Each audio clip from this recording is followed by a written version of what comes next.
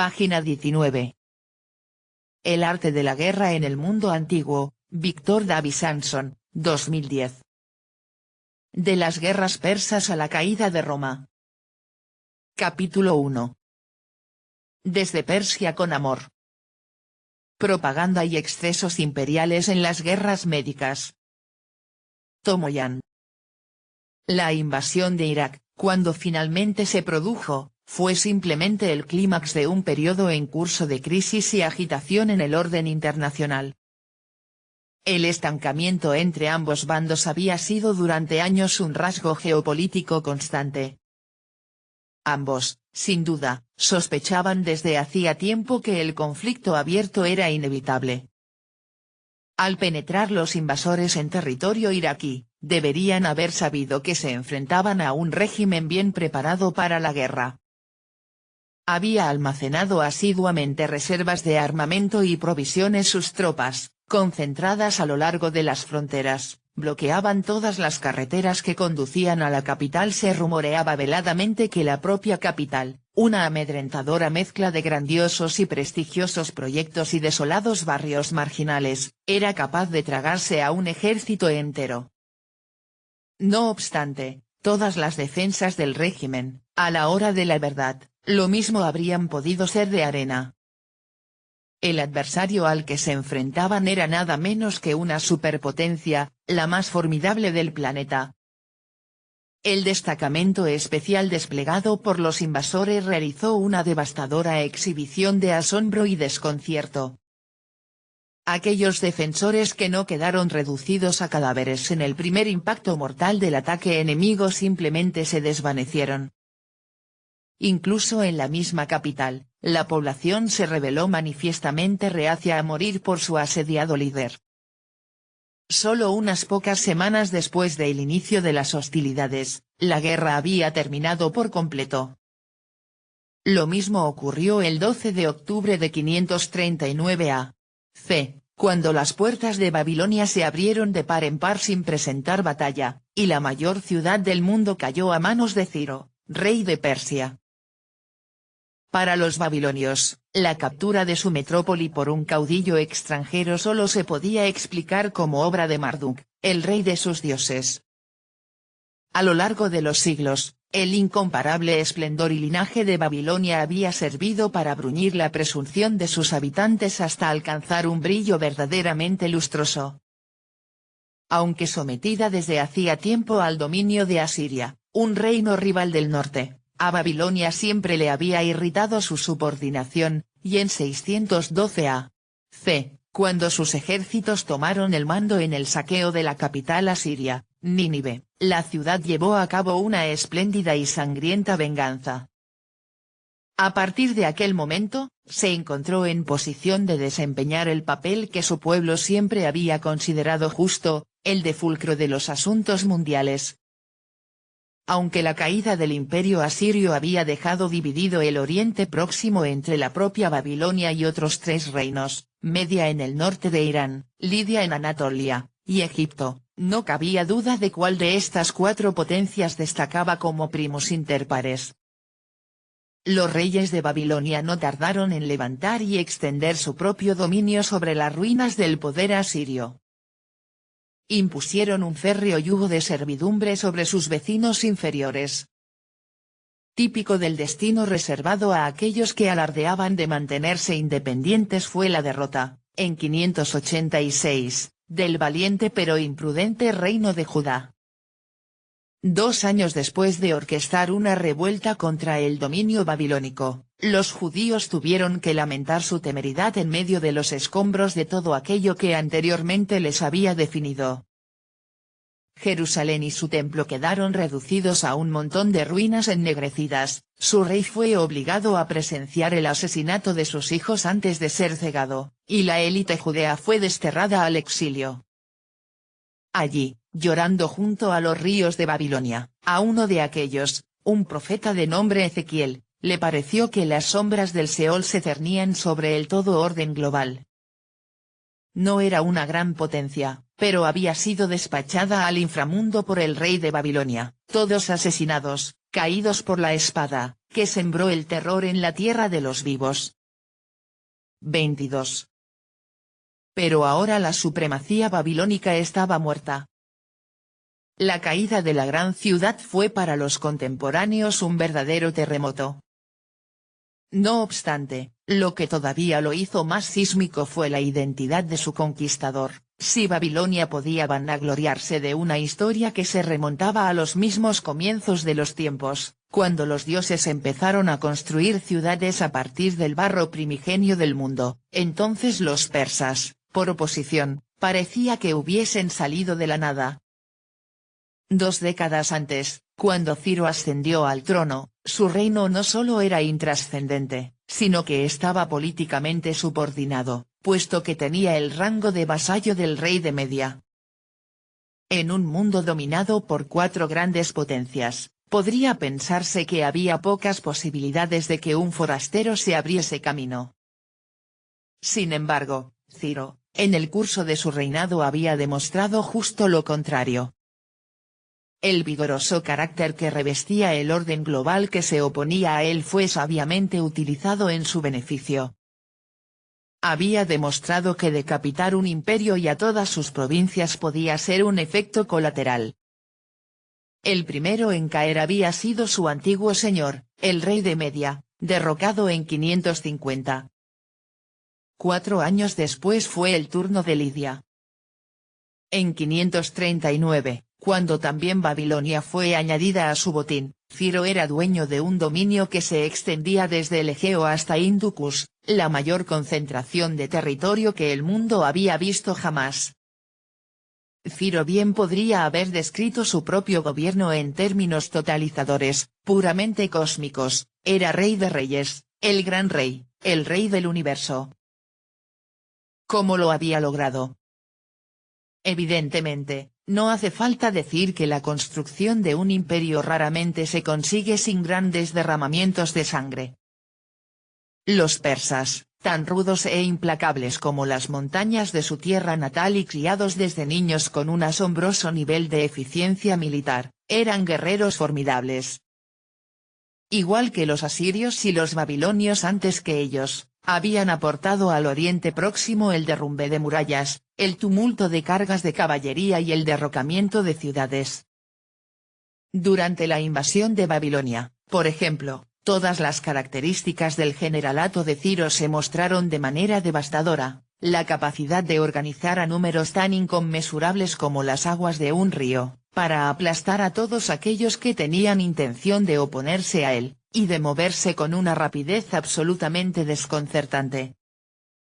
Sin duda, la espada de semejante conquistador no descansaba fácilmente en su vaina. Una década después de su triunfal entrada en la capital del mundo, el por entonces anciano Ciro seguía aún sobre su silla de montar, dirigiendo a su caballería siempre hacia adelante. Se cuentan varios relatos sobre su final, pero la mayoría coincide en que murió en Asia Central, lejos de los límites de cualquier imperio anterior del Oriente Próximo. A pesar de que es evidente que su cadáver fue trasladado de nuevo a Persia con todos los honores para ser enterrado en una espléndida tumba, numerosas historias espeluznantes daban versiones distintas. Según una de ellas, por ejemplo, la reina de la tribu que había matado a Ciro ordenó que su cadáver fuera decapitado y que la cabeza cortada fuera introducida en un odre lleno de sangre para que por fin quedase saciada su sed de matanza. Este relato muestra con todo su vigor el terror que el gran conquistador era capaz de inspirar en sus adversarios, pues vampiros y demonios hambrientos de carne humana poblaban desde hacía tiempo las pesadillas de los pueblos del Oriente Próximo. Sin embargo, otra tradición harto diferente sirvió para mantener viva la memoria de Ciro el Grande. No solo había conquistado a sus enemigos, sino que también los atraía diligentemente. A pesar de la brutalidad que mostraba a la hora de asegurarse la rápida rendición de un enemigo, su preferencia, con mucho, era la de estar a la altura de las pretensiones conciliadoras de su propia propaganda brillantemente elaborada. Una vez establecido su dominio sobre los cadáveres de los ejércitos aplastados, el derramamiento de sangre tendía a limitarse al mínimo necesario. Si los babilonios eligieron atribuir la conquista de su ciudad a la voluntad de Marduk, entonces Ciro estaba totalmente dispuesto a seguirles la comente. Al invadir Irak se había proclamado favorito de la más grande divinidad de sus enemigos, al derrocar a su dinastía nativa, se había erigido como heredero de sus tradiciones más venerables. Se había presentado a sí mismo, no solo en Babilonia, sino también en las ciudades y reinos de todo su vasto imperio, como un modelo de rectitud, y su gobierno, como una retribución por parte de los dioses de sus distintos súbditos. Los mismos pueblos que había conquistado habían rebuscado debidamente para aceptarlo de acuerdo con la valoración del propio Ciro y para aclamarlo de acuerdo con la suya. Con una inteligente y calculada sutileza, Ciro había conseguido demostrar a sus herederos que la crueldad y la represión, las claves de todos los imperialismos anteriores de la región, podían mezclarse con una no menos imperiosa muestra de misericordia, emancipación y mecenazgo. La guerra por sí misma, según parecía demostrar la carrera de Ciro, podía solo agrandar un imperio. Sin embargo, el límite estaba en garantizar la paz y el orden a los que se sometían diligentemente y al propio mundo. Y así fue como Ciro, por ejemplo, mientras halagaba a los babilonios con las atenciones que dedicaba a Marduk, no ignoraba los anhelos de los deportados de la ciudad, de exiliados como los judíos. El alto mando persa reconocía en estos cautivos nostálgicos una fuente de gran potencial. Judea era el eje entre el creciente fértil y el reino de Egipto todavía por conquistar. Una tierra de tanta importancia estratégica sin duda merecía una pequeña inversión. No solo permitió que los judíos regresaran a los escombros cubiertos de maleza de su tierra natal, sino que proporcionó fondos para la reconstrucción en Jerusalén de su templo arrasado. Los propios exiliados respondieron con inmenso entusiasmo y gratitud. Mientras que Ezequiel había descrito a Babilonia como un mero agente de Jehová, el Dios quisquilloso y jactancioso de los judíos, el profeta que escribió tras el nombre de Isaías presentó al rey persa bajo una luz en general más brillante. Así habla el Señor a Ciro, su ungido, al cual tomé yo por su mano derecha, para sujetar naciones delante de él y desatar lomos de reyes para abrir delante de él puertas, y las puertas no se cerrarán. Yo iré delante de ti, y enderezaré los lugares torcidos, quebrantaré puertas de bronce, y cerrojos de hierro haré pedazos y te daré los tesoros escondidos, y los secretos muy guardados, para que sepas que yo soy el Señor, el Dios de Israel, el que te llama por tu nombre. El propio Ciro, si hubiera sabido de este extraordinario alarde, seguramente lo habría destacado como lo que en realidad era, una señal de triunfo de su política de gobernar a través de colaboradores dispuestos. Mientras que la tolerancia de los persas hacia los extranjeros y sus peculiares costumbres no implicaba de ningún modo respeto, su genio como conquistadores del mundo consistía en satisfacer el anhelo instintivo de cualquier esclavo de creerse el favorito de su amo, y utilizarlo en beneficio propio. ¿Qué mayor fuente de autosatisfacción para un pueblo sometido, periférico e insignificante como el de los judíos, después de todo, que imaginarse favorecidos por una relación especial con el remoto Rey de Reyes? Ciro y sus sucesores habían comprendido una cruda pero estratégicamente trascendental verdad: las tradiciones que definen a una comunidad, que le proporcionan un sentido de autoestima y un anhelo de independencia, pueden también, si se explotan con sensatez por parte de un conquistador, servir para reconciliar esta comunidad con su propia subordinación. Esta máxima, aplicada por los persas en el vasto territorio de todas sus provincias, era la que apuntalaba su filosofía de imperio. Les gustaba pensar que ninguna clase dirigente de ningún lugar podía de alguna manera evitar ser seducida hasta la sumisión. Ciertamente, esto presuponía que se podía confiar en todas las clases dirigentes para mantenerse en el poder. Por fortuna, en regímenes como los que había en gran parte de Oriente Próximo, con su clero, sus burocracias y sus cuadros de los extremadamente ricos, hacía falta algo más que un cambio de gobernante para alterar el plácido funcionamiento de las élites. Incluso en los mismos límites del imperio, donde la fuerza gravitatoria del centro era más débil, había a menudo un considerable entusiasmo por los indudables frutos de la Pax Pérsica. En Sardis, por ejemplo, la capital de Lidia, tan distante de Persia que estaba tan solo a unos pocos días de viaje desde el Mar Amargo, como los persas denominaban al Egeo, los problemas iniciales no evitaron que la colaboración se reconociese enseguida como un modo de vida aceptable. Los funcionarios lidios seguían recorriendo diligentemente la provincia para sus amos, igual como lo habían hecho bajo el gobierno de sus reyes nativos. Se les toleraba todo de forma escrupulosa, su lengua, sus costumbres y sus dioses. Incluso sus impuestos, aunque sin duda elevados, no lo eran tanto como para sangrarlos hasta dejarlos secos. De hecho, había un lidio llamado Pitio, propietario de una mina, al que solo el gran rey le superaba en la lista de los más ricos del imperio. Es evidente que hombres como este, a quienes el gobierno persa había proporcionado oportunidades sin precedentes, no tenían el más mínimo interés en levantarse por la libertad. Sin embargo, no todo estaba calmado en el frente occidental. Más allá de Sardis, diseminadas a lo largo de la costa del Egeo, se encontraban las resplandecientes ciudades de un pueblo conocido por los persas como los Yauna.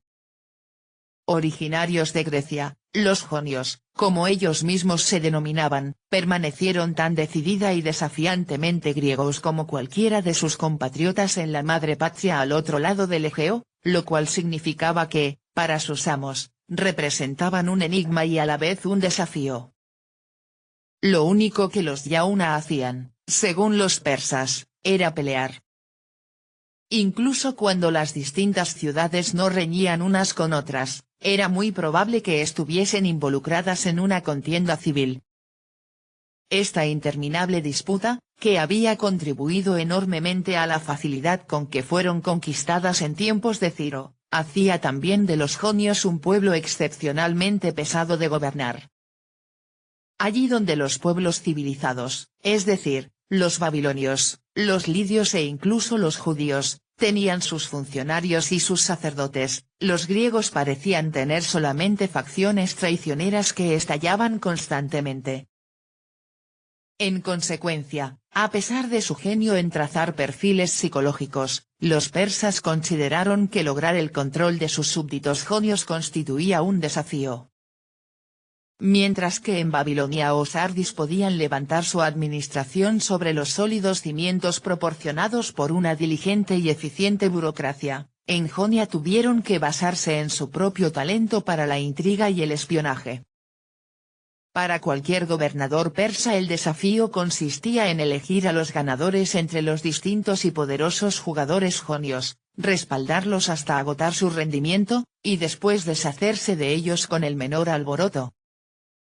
No obstante, esta política era traicionera y poco podía beneficiar. Al favorecer a una acción sobre otra, los persas fueron inevitablemente absorbidos en el torbellino de lucha de clases y de apuñalamientos por la espalda que constituía la política jonia. Una experiencia frustrante y desconcertante, y que al parecer daba crédito a una teoría de la que eran partidarios ciertos jonios, hombres sabios conocidos como filósofos, a quienes les parecía un hecho observable de la naturaleza que todo lo que había en el universo fuera conflicto, tensión y cambio. Todas las cosas están constituidas a partir del fuego tal como lo formuló uno de ellos, y todas las cosas se derretirán de nuevo en el fuego. Esta, para los amos de los jonios, era una idea verdaderamente estrafalaria. El fuego, en opinión de los persas, era la manifestación no de un flujo incesante, sino más bien de todo lo contrario, de la inmanencia de un principio inmutable de rectitud y justicia. por más promiscuos que pudieran ser en el patrocinio de los dioses extranjeros, en sus corazones sabían, cosa que ignoraban los pueblos inferiores, que sin semejante principio el universo se desharía y se perdería en la noche perpetua. Por esta razón, así lo creían, cuando Ahura Mazda, el más grande de todos los dioses, dio vida a la creación al comienzo de los tiempos, engendró a Arta, que era la verdad, para que diera forma y orden al cosmos.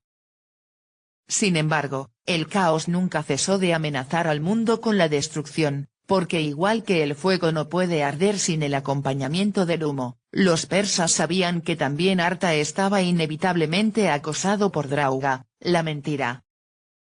Estos dos principios, uno encarnando la perfección y el otro la falsedad, estaban enzarzados, según creían los persas, en un conflicto que era tan antiguo como el tiempo. ¿Qué deberían hacer entonces los mortales responsables sino tomar partido por Arta en contra de Drauga, la verdad contra la mentira, la luz contra la oscuridad, para que el propio universo no se tambalease y cayese? Esta era una cuestión que, en 522, mostraría tener implicaciones que iban más allá de las dimensiones del sacerdocio o de la teodicea, puesto que llegó a afectar al futuro de la propia monarquía persa. Primero Cambises, el hijo mayor y heredero de Ciro y el rey que finalmente consiguió conquistar Egipto, murió en extrañas circunstancias en el camino de regreso del Nilo. A continuación, a comienzos de otoño, su hermano, el nuevo rey, Bardilla, cayó en una emboscada y fue hecho pedazos en las montañas del oeste de Irán.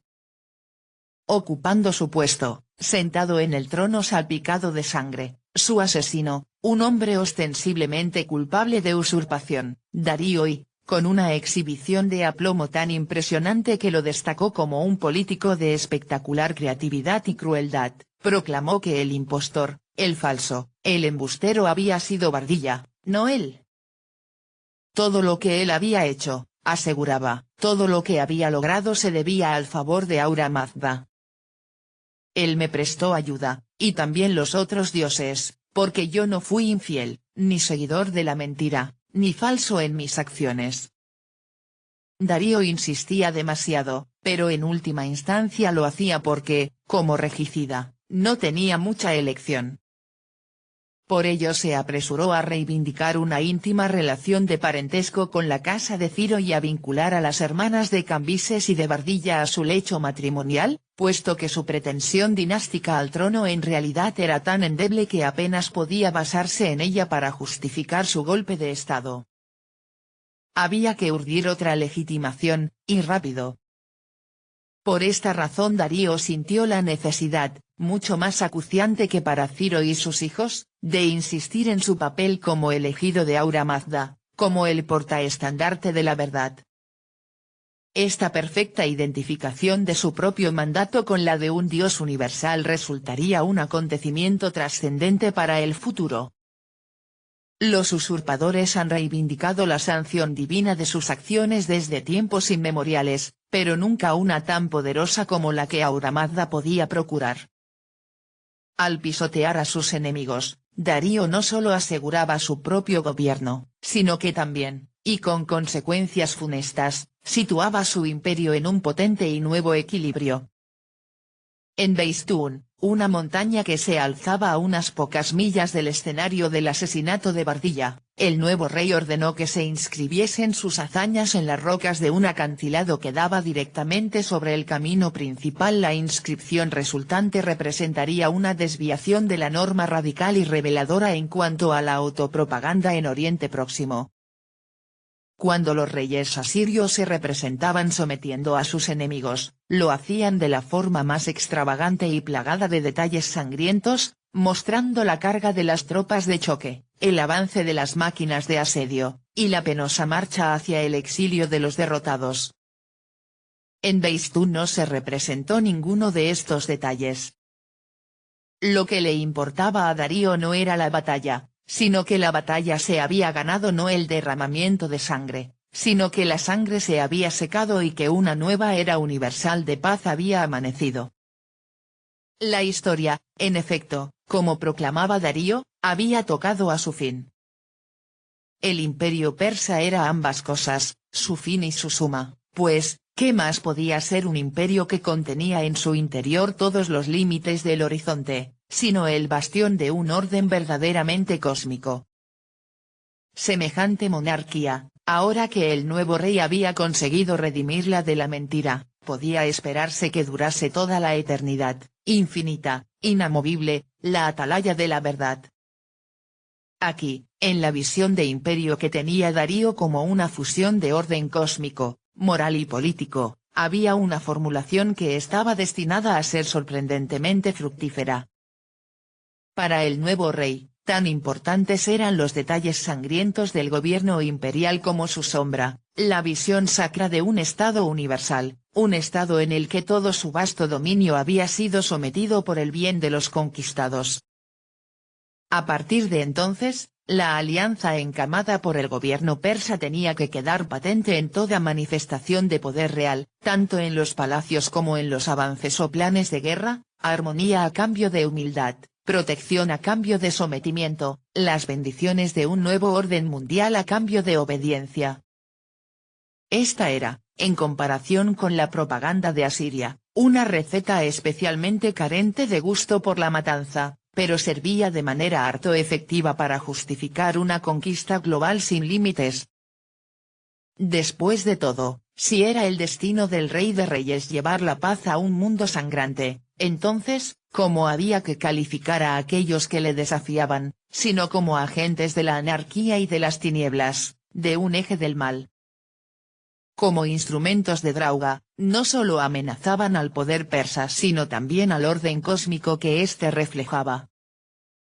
No es de sorprender, pues, que por parte de los propagandistas imperiales se instalase la invencible convicción de que no había baluarte de Drauga lo bastante remoto para no ser finalmente purgado y redimido.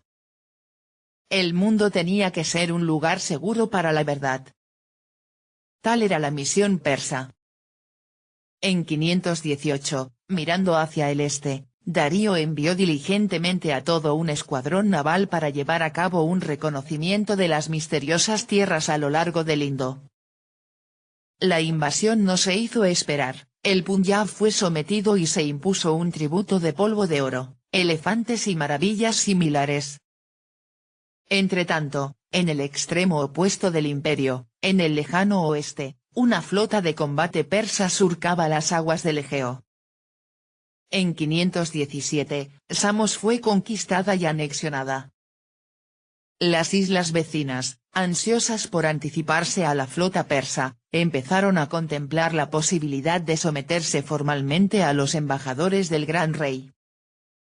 Tanto al este como al oeste, parecía que los procedimientos del imperio seguían su curso. Sin embargo, por más insospechado que pudiera parecer en el centro de mando del poder persa, se estaban gestando disturbios en la región, y no solo en Jonia, sino también más allá del Egeo, en Grecia. Aquí, en una tierra que para los sofisticados agentes de la monarquía global no podía por menos que parecer atrasada y empobrecida, el carácter combativo y chauvinista de la vida pública jonia se vio reflejado en una multitud de políticas quisquillosas y caóticas. La propia Grecia no era más que una expresión geográfica, no era un país, sino un conglomerado de ciudades-estado. Cierto es que los griegos se consideraban un único país, unidos por la lengua, la religión y las costumbres, pero lo que ocurría en Jonia, también sucedía en la madre patria. Lo que parecía que tenían en común las distintas ciudades era su adicción a luchar las unas contra las otras.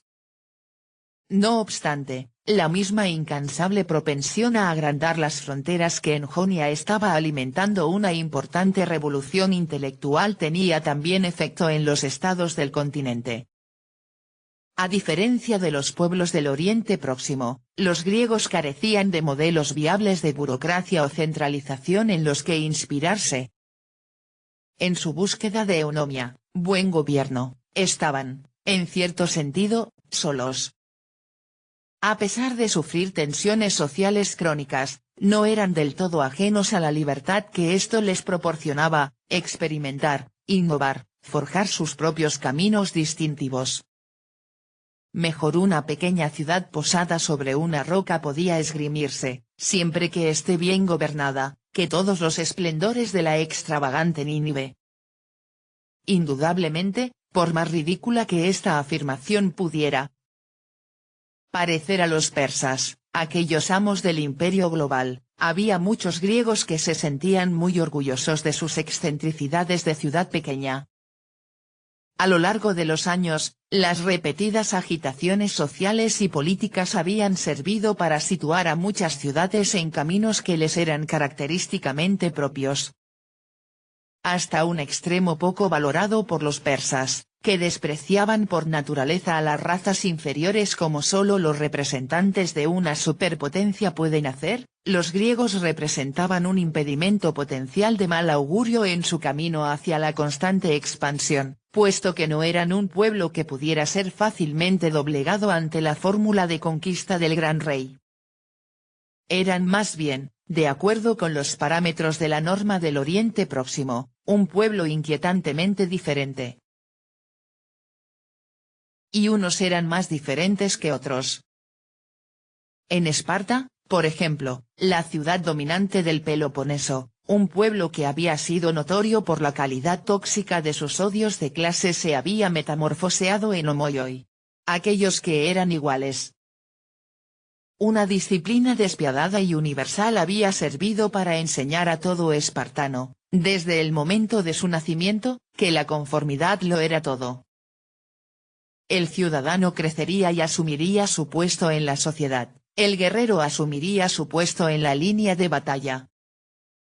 Allí tendría que permanecer de modo obligatorio durante toda su vida, con sus pies firmemente apuntalados, mordiéndose el labio, defendiendo su posición ante el enemigo, y solo la muerte le exoneraría de su deber. Ahora los espartanos ya no eran depredadores, como antaño lo habían sido, de su propia especie, ricos sobre pobres al contrario, se habían convertido en una única horda mortífera. Para sus vecinos en particular, las consecuencias de esta transformación habían sido devastadoras. Los ciudadanos de un estado, Mesenia, quedaron reducidos a la condición de embrutecedora servidumbre, mientras que otros estados del Peloponeso fueron sometidos a la subordinación política. En todo el mundo griego, los espartanos se habían ganado la reputación de ser los mejores guerreros del mundo. Se decía que algunos griegos, antes que enfrentarse a los lobos del Peloponeso en el campo de batalla, habían salido huyendo de puro terror. 32. Y ahora, en una ciudad antaño famosa por ser pueblerina y atrasada, se gestaba una revolución de gran alcance. Atenas era potencialmente el único rival de Esparta como poder dominante en Grecia, pues la ciudad controlaba un territorio interior, el Ática, que según los parámetros griegos era inmensa y que, a diferencia de Esparta, no había sido usurpada a otros griegos. Sin embargo, a lo largo de la historia de Atenas, la ciudad se había hundido sistemáticamente bajo su peso, y a mediados del siglo VI el pueblo ateniense estaba cada vez más resentido de su propia impotencia. La crisis había alimentado la reforma había alimentado la crisis. Eran los dolores de parto, como después se revelaría, de un nuevo orden radical y extraordinario. La aristocracia, a pesar de que continuaba gestionando la espiral de sus propias e interminables rivalidades, cada vez era más consciente de una nueva e inquietante contracorriente, a medida que poderosos jugadores empezaban a mover ficha con el apoyo del demos, el pueblo. En 546, uno de dichos jugadores, un general de éxito de nombre Pisístrato, había conseguido imponerse como hombre fuerte e indiscutido de la ciudad, un tirano. El término, para los griegos, no tenía ni por asomo las sangrantes connotaciones que tiene para nosotros, porque un tiranos, casi por definición, había de tener sintonía con el pueblo. Sin ella, no podía pretender mantenerse en el poder demasiado tiempo. Por consiguiente, Pisístrato y sus herederos esperaban deslumbrar al demos sistemáticamente con arrogantes e imponentes obras públicas. Sin embargo, los atenienses querían cada vez más, y había ciertos aristócratas, rivales de los Pisístrátidas, que estaban tan resentidos por su exclusión del gobierno de su ciudad que se dispusieron a adoptar la máxima sanción y entregar el poder al pueblo. En 507 estalló la revolución. Hipias, el hijo de Pisístrato, fue enviado al exilio. La isonomía, es decir, la igualdad ante la ley, igualdad de participación en el gobierno del Estado, se instaló como el ideal ateniense. Emprendieron un grande y noble experimento, un Estado en el que, por primera vez en la historia de la Ática, un ciudadano podía sentirse comprometido y tener el control. Un Estado, quizá, por el que podría valer la pena luchar. 33. Y esta era precisamente la cuestión para los patrocinadores de clase alta de la revolución de su ciudad. Estos hombres no eran embriagados visionarios sino, más bien, pragmáticos inflexibles cuyo objetivo era, simplemente, aprovecharse como aristócratas atenienses haciendo fuerte a su ciudad. Habían calculado que un pueblo no dividido entre sí podía por fin presentar a sus vecinos un frente unido, ocupando su puesto no como séquito de algún gran señor de un clan sino como defensores de un ideal, de la isonomía, de la propia Atenas. El primer año de lo que posteriores generaciones denominarían democracia sirvió para demostrar que estas expectativas no eran inverosímiles. Tal como sucedería milenios más tarde, en respuesta a las revoluciones francesa, rusa e iraní, los intentos de las potencias rivales por sofocar al alarmante nuevo usurpador eran total y triunfalmente rechazados. Las famosas palabras de Goethe sobre la batalla de Valmy podrían haberse aplicado con toda justicia a las primeras grandes victorias del primer gran Estado democrático. Aquí, y en el día de hoy, comienza una nueva época de la historia universal. Como en Persia, lo mismo ocurrió en el Ática, algo inquieto, peligroso y original había nacido. Entre una monarquía global y una pequeña ciudad que se enorgullecía de la autoctonía de su pueblo, pocas correspondencias podrían haber surgido y, sin embargo, como demostrarían los acontecimientos, ambas estaban ahora dominadas por una ideología que la otra no podía tolerar. Quizá, si la democracia hubiera permanecido confinada en Atenas, podría haberse evitado una confrontación, pero las revoluciones se han revelado invariablemente exportables. En 499, una serie de insurrecciones en toda Jonia consiguió derrocar a los tiranos que durante décadas habían servido a los persas en calidad de colaboracionistas, y en su lugar se establecieron democracias. Un año después un destacamento ateniense se unió a los rebeldes y prendieron fuego a Sardis. No obstante, los propios atenienses, desanimados por el fracaso en la toma de la Acrópolis de la ciudad y el incendio accidental de un famoso templo, tan pronto como hubieron arrasado la capital, Lidia, regresaron corriendo a Ática, atenazados por los nervios y el remordimiento. Aunque aterrorizados sin duda por la idea de que el acechante y despiadado ojo del Rey de Reyes pronto se posaría sobre ellos, todavía se habrían asustado más si hubieran conocido la naturaleza exacta de la bestia cuya cola tan caballerosamente habían osado pellizcar, pues nada peor podría haberse maquinado para suscitar la furia del hombre más poderoso del planeta. Por supuesto, para Darío era evidente que la insurgencia de los jonios había de ser urgentemente sofocada, y que el estado terrorista más allá del Egeo había de ser neutralizado si el flanco noroccidental del imperio quería mantenerse totalmente seguro. Cuando más se aplazase el castigo de Atenas, mayor era el riesgo de que focos de rebeldes similares proliferasen por las remotas tierras montañosas e inaccesibles de Grecia, una pesadilla para cualquier estratega persa. No obstante, la geopolítica dificultaba la respuesta inmediata que el gran rey tenía en mente. Atenas podía ser un baluarte de terroristas, pero se había revelado también como un baluarte especialmente viperino de la mentira. Entonces, por el bien del cosmos y también por la futura estabilidad de Jonia, Darío empezó a contemplar la ejecución de su misión encomendada por la divinidad, su guerra contra el terror, contra el Ática. El incendio de Atenas prometía ser ambas cosas, una escala en una nueva y necesaria fase de expansión imperial y un ataque asestado contra los demoníacos enemigos de Aura Mazda. Sin embargo, si los atenienses tenían poca noción de los motivos e ideales de la superpotencia que ahora se alineaba contra ellos, los persas a su vez ignoraban fatalmente a qué se enfrentaban en la democracia.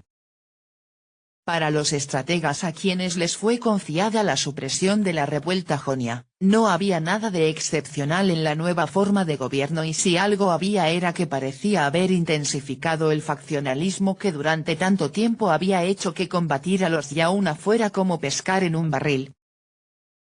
En 494, en una culminante confrontación a la altura de la pequeña isla de Lade, tanto los jefes de los espías de Persia como sus almirantes, sus sobrecargos y sus barcos de guerra, provocaron la desintegración final de la insurgencia jonia. 4 años después, los preparativos para una expedición contra Atenas reflejaban la misma arrogancia, que las facciones rivales sin duda terminarían destruyendo la resistencia de la ciudad. Por ejemplo, no fue ninguna casualidad que Datis, el comandante del destacamento persa, fuera un veterano de la revuelta jonia, un general con una visión tan especializada de cómo funcionaban los Yauna que en realidad podía hablar algunas palabras en griego. También en la expedición, y susurrando almibaradas palabras tranquilizadoras a los oídos de Darío acerca del recibimiento que sin duda le esperaba, estaba Hipias, el derrocado Pisístrátida, muestra de la constante obsesión de los persas por asegurarse la colaboración de las élites nativas. Sin embargo, en esta ocasión, como atestiguarían los acontecimientos, habían calculado mal, y fatalmente. Su inteligencia resultó peor que inútil, estaba anticuada. El ejército ateniense que se enfrentó a los invasores en la llanura de Maratón, bloqueando el camino que conducía a su ciudad unos 32 kilómetros al sur, no se desintegró como había ocurrido con la flota jonia en Lade.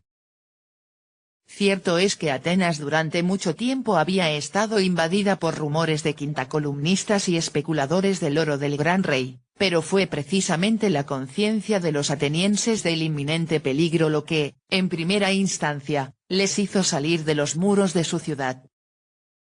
Después de todo, durante un asedio, no habrían faltado ocasiones a los traidores para abrir las puertas al enemigo, pero fuera, en el campo de batalla, donde el estilo griego de combate, guerreros avanzando codo con codo en una falange, significaba que todos tenían que luchar como uno solo o ser aniquilados, el que quisiera vivir, incluso un potencial traidor, no tenía más opción que empuñar su lanza y sostener su escudo por el bien de todos. Resumiendo, la línea de batalla en Maratón no se podía comprar. En honor a la verdad, Datis acabó reconociéndolo, pero aún así no pudo abandonar su convicción de que toda ciudad griega tenía, en última instancia, un precio. A su debido tiempo, después de un punto muerto de varios días en el combate, decidió ponerlo a prueba. Dividió su ejército, embarcó a un numeroso destacamento, que con toda seguridad incluía a la caballería, y lo envió a rodear la costa ática para ver si su aparición en el puerto a la altura de Atenas ayudaba a desatrancar las puertas de la ciudad. Sin embargo, fue precisamente esta misma maniobra la que brindó una oportunidad a la resistencia ateniense. Contra todo pronóstico, avanzando contra un enemigo considerado por todos invencible, cruzando lo que muchos atenienses debieron de temer que se convertiría en una llanura de muerte, cargaron contra un enemigo que jamás ningún ejército griego había derrotado en batalla a campo abierto. La recompensa por su coraje fue una victoria gloriosa e inmortal. No obstante, todavía temerosos de una traición, los exhaustos y ensangrentados vencedores no tuvieron tiempo de saborear su triunfo. En lugar de ello, en plena calor del día regresaron directamente a Atenas, tan rápido como sus piernas se lo permitieron. Llegaron justo a tiempo, porque poco después los barcos persas de transporte empezaron a desfilar hacia el puerto de la ciudad. Durante unas pocas horas permanecieron apostados más allá de la entrada. Después, cuando por fin se puso el sol, levaron anclas, dieron la vuelta y se alejaron. La amenaza de invasión había pasado, por lo menos de momento. No había duda de que lo que había salvado a Atenas en el campo de batalla de Maratón fue ante todo el valor de sus ciudadanos, no simplemente su coraje, sino también el puro impacto pulverizador de su carga, el pesado crujir de sus lanzas y escudos ante sus oponentes, que, a lo sumo, llevaban jubones acolchados a guisa de protección e iban armados, muchos de ellos, solo con arcos y hondas. No obstante, había algo más en liza aquel funesto día que la carne y el metal. Maratón había puesto a prueba también los estereotipos que ambos bandos tenían el uno del otro. Los atenienses, al negarse a desempeñar el papel que los espías persas les habían adjudicado, se habían convencido a sí mismos de una vez de que las contraseñas de la democracia, como camaradería, igualdad y libertad, podían ser mucho más que consignas. Al mismo tiempo, la superpotencia que durante tanto tiempo había parecido invencible había demostrado tener pies de barro. Después de todo, los persas podían ser derrotados. Bárbaros, les habían llamado siempre los jonios, un pueblo cuya lengua era un galimatías y sonaba vaya ahora, tras lo sucedido en Maratón, los atenienses empezaron a hacer lo mismo. Era una palabra que evocaba perfectamente su temor a lo que se habían visto obligados a afrontar el día de su gran victoria, una incontable horda extranjera amenazante que farfullaba en busca de su destrucción. Sin embargo, bárbaro, después de semejante batalla, podía también sugerir algo más, una burla, una expresión de desprecio. En pocas palabras, una muestra de confianza en sí mismos más que apropiada para medirse frente a frente con aquella superpotencia. Había aquí una medida del carácter decisivo de Maratón, que ayudó a los atenienses a eliminar el profundamente arraigado complejo de inferioridad que los griegos habían sentido siempre cuando se comparaban con las grandes potencias del Oriente Próximo. Por otro lado, como los atenienses nunca se cansaron de señalar, la victoria no se había alcanzado solo en nombre de su ciudad. Después del triunfo, incluso aquellos griegos que odiaban la democracia podían caminar un poco más erguidos, seguros de que las cualidades que les distinguían de los extranjeros podrían, quizá, ser la marca de su superioridad. Evidentemente, no cabía pensar que un revés temporal en una frontera distante de su imperio contribuyese a disminuir el propio engreimiento y sentido de derecho de los persas, y así fue, 10 años después de Maratón, cuando Jerjes, hijo y heredero de Darío, emprendió una invasión de Grecia a gran escala cuyo conflicto resultante sirvió para proporcionar un auténtico choque de ideales. En efecto, en el bando de los persas, la determinación de Jerjes de dar forma a su sentido de misión global fue tal que prevaleció por encima de las consideraciones puramente militares. Por consiguiente, en lugar de dirigir una fuerza de ataque como la que Ciro hubiera organizado, capaz de arrojarse sobre la torpe infantería del enemigo con una rapidez mortífera que siempre se había revelado letal para los griegos de Jonia, optó por reunir un tributo de contingentes procedentes de los distintos pueblos sometidos de su imperio, una coalición si no de voluntarios, por lo menos de los obedientes y sumisos. Naturalmente, este ejército henchido con una inmensa babel de levas mal armadas resultó un terrible dolor de cabeza para su hostigado comisariado, pero Jerjes lo consideraba necesario para el correcto mantenimiento de su dignidad. Después de todo, de qué era gloriosa manifestación la presencia en su séquito de aquella sorprendente diversidad de tributarios sino de su rango como lugarteniente de Aura Mazda en la tierra. Pero eso tampoco era todo. El rumor de su llegada, diligentemente difundido por los agentes persas, pretendía con toda claridad angustiar a los griegos de puro terror, o bien, ante el pensamiento de la potencial cosecha que se les brindaba, de avaricia. Jerjes debió de pensar, mientras emprendía su gran expedición, que Grecia entera acabaría cayendo como una fruta madura sobre su regazo. Pero no fue así. En realidad, a pesar de la brillantez de los jefes de propaganda de los invasores, se encontraron en el curso de la invasión superados de modo reiterado por los griegos. Lo que hizo que todo aquello fuera un revés todavía más impresionante fue que los persas, en los primeros asaltos de la campaña, tenían efectivamente genuinos triunfos de los que van a gloriarse. En el desfiladero de las Termópilas, por ejemplo, su victoria al conseguir desplazar una fuerza de 5.000 soldados de infantería pesada de una posición casi inexpugnable, al aniquilar a centenares de espartanos supuestamente invencibles y matar a uno de sus reyes fue verdaderamente aplastante. No es de extrañar que Jerjes invitase a marinos de su flota a hacer un recorrido por las puertas calientes, para que pudieran ver cómo trata el gran rey a aquellos lunáticos que osan enfrentarse a él. Tampoco es de extrañar que las fuerzas terrestres del Peloponeso, recibida la noticia de las Termópilas, de inmediato se escabullesen detrás de la línea del istmo de Corinto y durante casi un año se negasen a salir de su escondite. Así pues, para los griegos resueltos a seguir luchando, era necesario transmutar el desastre de Puertas Calientes en una exhibición de heroísmo lo suficientemente gloriosa como para inspirar a toda Grecia a perseverar en su resistencia.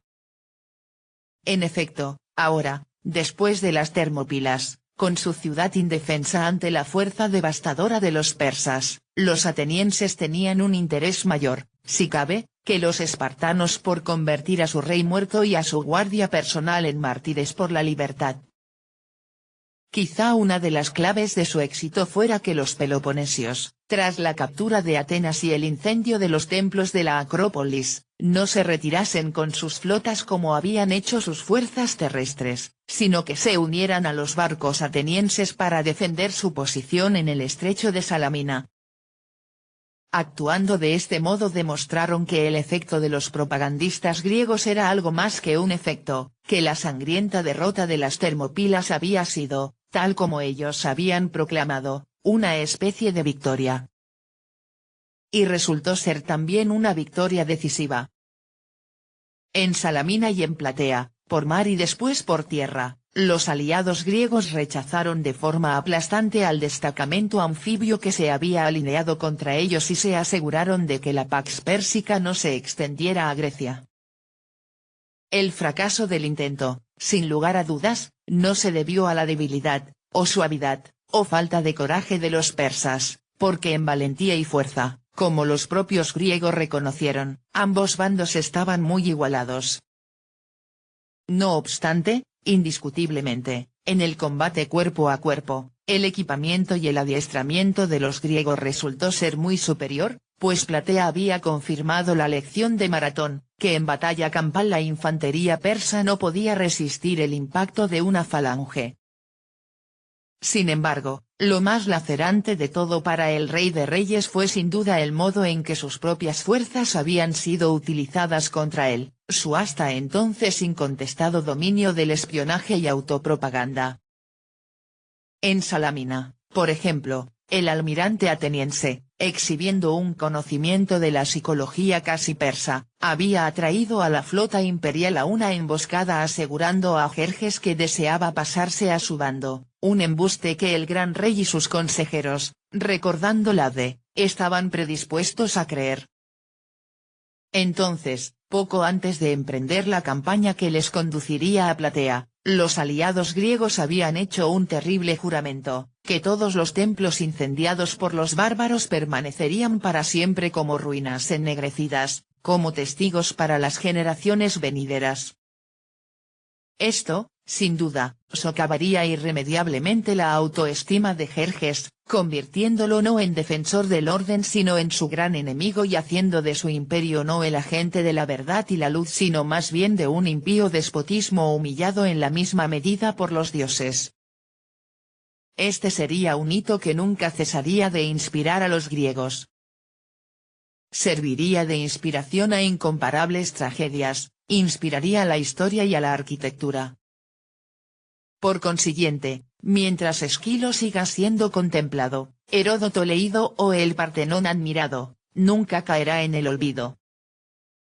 2500 años después, los hombres que combatieron en Maratón y en las Termópilas, en Salamina y en Platea, continúan gozando de su victoria.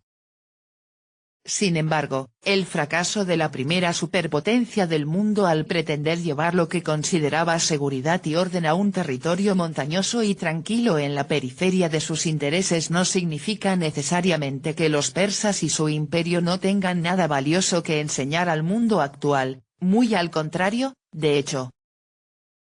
Sí es cierto que en materia de combate y estrategia, como en muchas otras cosas, Occidente se ha considerado siempre heredero de los griegos, ello no ha impedido que la forma de combate persa proyectase su alargada sombra a lo largo de los siglos.